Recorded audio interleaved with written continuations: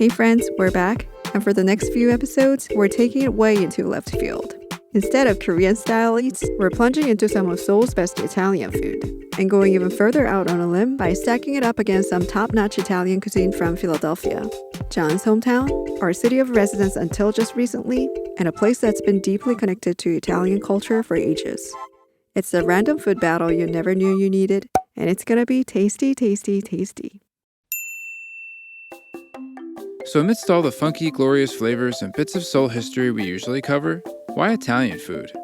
Well, for one, it's because we love all good food and want to showcase more than just the traditional parts of Seoul's culinary universe.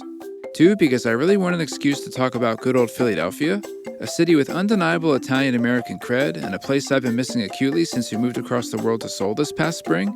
And three, because Italian food just speaks to me. 3/4 of my ancestry comes from the boot, including great-grandparents that came to the US from places like Somatino in Sicily and Udine in the northeastern part of the country, and I'm 100% guilty to the charge of loading up on mountains of Italian grub ever since I was a young buck. Not to mention working my first ever job at an Italian restaurant for several years. But to be clear, neither of us amateurs have ever even been to Italy, and I'm pretty sure that much of what we're about to feature might be flagged as inauthentic by hardcore aficionados that are used to food from the actual motherland, but who cares? We're going to try and show you some of the best of what Seoul and Philly have to offer, with this video and our next one focusing on cuisine of the non-pasta variety, and a mouth-watering later 2 episodes taking us all the way to pasta heaven, where only good little boys and girls are allowed to go. We're starting off in Seoul, and I'm pumped. If you look hard enough in South Korea's capital city, it's not impossible to find tiny little traces of Italy, and of an appreciation for its traditions. The two countries don't exactly have a very thick history, though Italy did become one of the first Western countries to establish official ties with the Joseon dynasty back in 1884, and who could forget when South Korea heroically defeated Italy in a controversial 2002 World Cup showdown, which the Italians saltily blamed on a referee who was so shady that he'd later be jailed for waltzing through JFK Airport with loads of illegal narcotics tucked into his undies? But regardless of what you can or can't find in the past, there are some clear similarities between Italian and Korean cultures. A long legacy of advanced civilization, a big old spicy attitude, and a deep love of noodles and seafood, and garlic too if we're talking the southern part of Italy. And it's in this realm of food where the cross-continental exchange is most visible. In Seoul, which has had a growing number of Italian restaurants on its menu since the first one opened up in the 1960s, you can find a whole lot of options that fall somewhere between underwhelming and a bit too clever or trendy, yet you can also find a select handful of spots that have actually received some real praise. We'd love to feature all of the latter, but since we've only got so much time and cash to drop, we're heading to some of what we've heard are the best, beginning with a spot in the Jeonno district.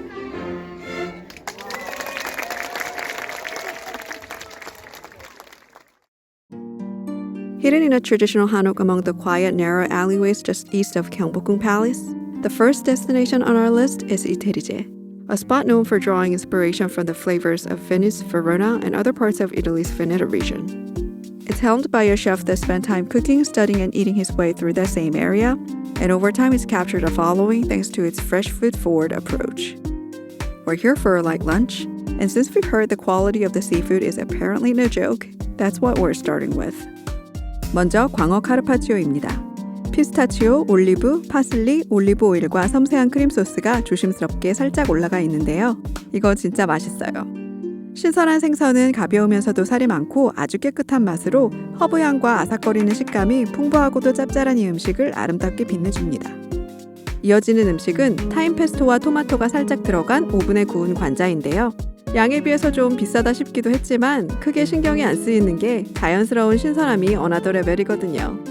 부드럽고 육즙 가득하고 살짝 달큰하고 향긋한 타임과 그만큼의 산미, 그리고 마늘과 바다의 진한 맛이 천상의 맛입니다. 가격 값을 하는 맛으로 전혀 아깝지 않았어요. 다음은 배를 좀 채우기 위해 이곳에서 만드는 미트볼을 먹어보고 분위기를 좀 바꿔서 대표적인 시칠리안 요리를 먹어보려고 빵가루를 묻혀 튀긴 주먹밥 같은 아란치니를 시켜봅니다. 여기 아란치니는 치즈와 호박으로 속을 채웠습니다. 미트볼은 부드럽고 소고기 육향이 풍부한데 솔직히 말씀드리면 저희는 토마토 소스가 조금 더 진했으면 했어요. 아란치니도 좋았는데 황금색으로 바삭하게 튀겨진 겉면이 다소 심심할 수 있는 안쪽의 밸런스를 잘 맞춰줬어요.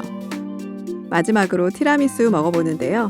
식감이 너무 뛰어난데 가벼우면서 크리미하면서 부드럽게 갈린 카카오 파우더까지 눈물나게 맛있어요.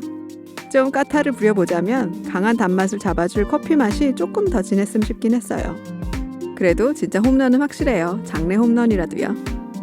이태리제는 정말 칭찬받아 마땅한데요. 이곳의 대표 메뉴인 성게알과 어란이 들어간 스파게티가 진짜 맛있어서 그거 먹으러 다시 와야 된다고 하더라고요. 하지만 지금은 가볼 곳이 너무 많아서 다음 기회에요.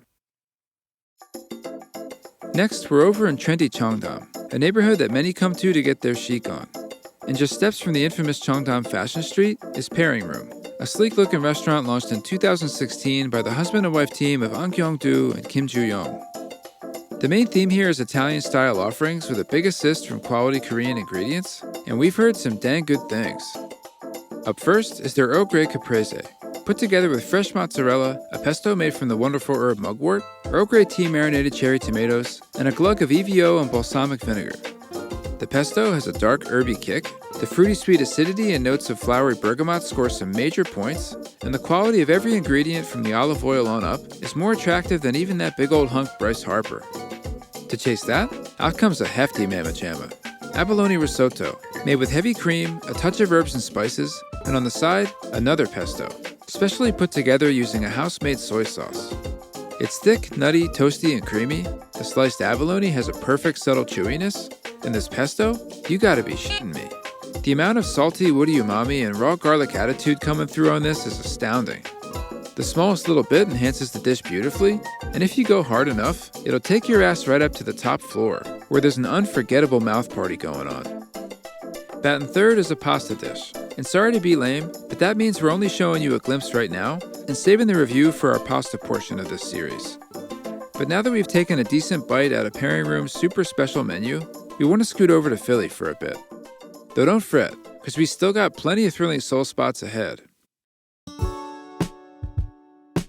There's no mistaking the fact that Philadelphia is a city with a vibe, and a place that's completely carefree about whether non-Philadelphians like it or not, but it's also a city that's full of pride. And when it comes to the world of Italian culture, it's produced some real heroes over the years to be proud of.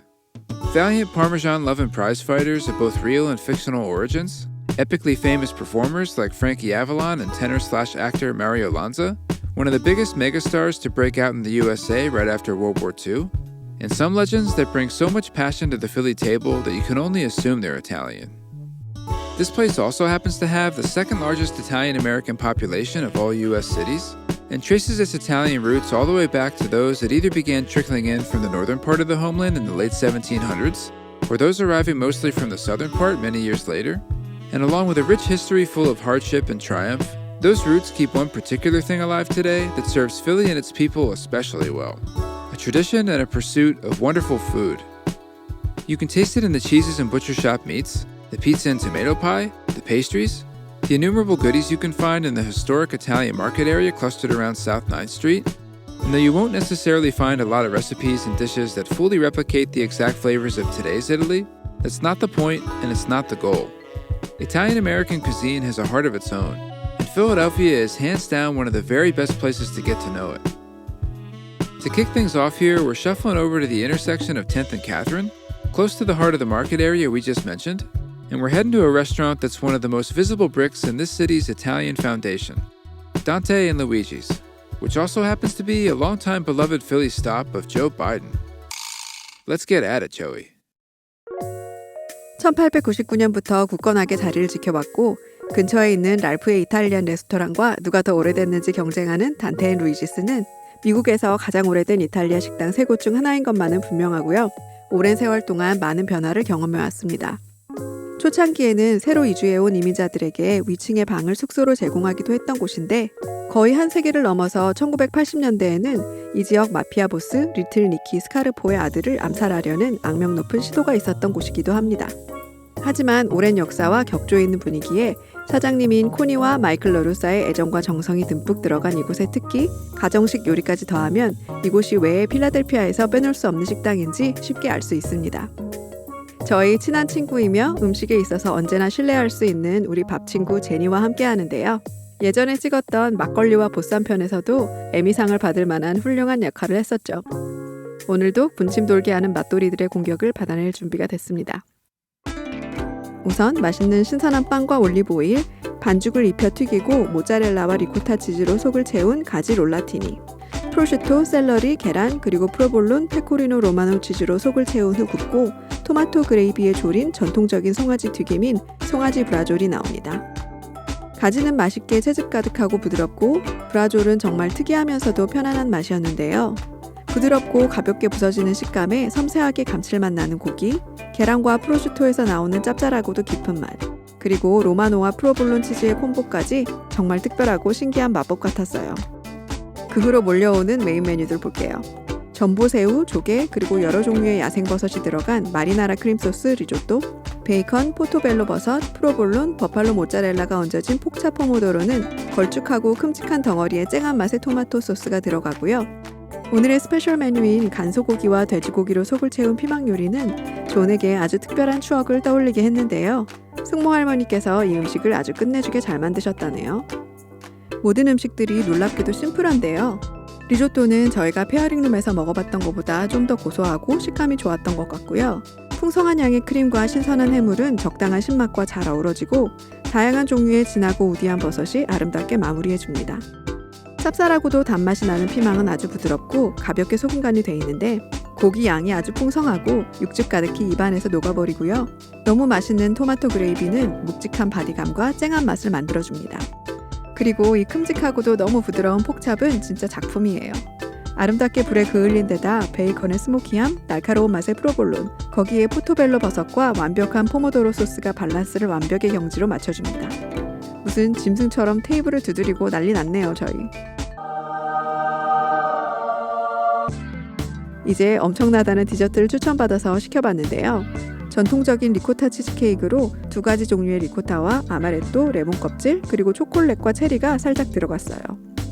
어차피 경쟁 모드에 있으니 티라미수도 시켜서 이태리제랑 비교해봤는데요. 치즈케이크는 기분 좋게 시원하게 서빙됐는데 너무 맛있는 풍성한 우유향과 속이 꽉 찼지만 부드럽고 포근한 질감이 훌륭했어요. 티라미수도 역시 좀 더 소박한 느낌의 진한 에스프레소를 빨아들인 이태리에서 수입한 레이디핑거로 만들어졌는데 헤이즐넛 향이 강하고 너무나 가벼운 크리미함이 입에 들어가는 순간 사라져버리는데 당장 일어나서 경의를 표해야 할 것 같았어요. 단테인 루이짓은 확실히 예스럽고 꾸밈이 없고 인스타그램용의 화려한 비주얼은 없지만 저희가 맛본 모든 음식이 완벽하게 구현돼서 저희를 팬으로 만들 정도였어요.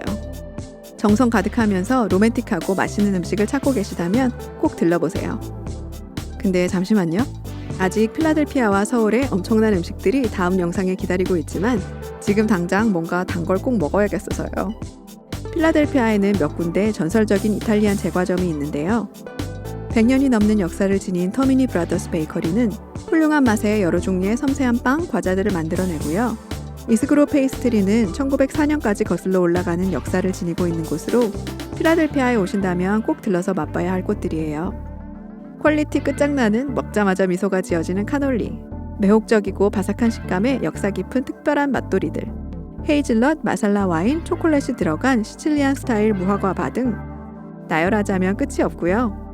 이것들이 전부는 아니지만 100% 필라델피아의 사랑으로 만들어졌다고 자부심 가득 말씀드려요. 진짜 이제 칼로리 섭취 좀 쉬고 낮잠 좀. 저희와 함께 돌아다녀 주셔서 감사하고요. 좋아요, 공유, 구독해 주신 분들 2배로 감사하고요. 다음에 여기서 다시 만나요.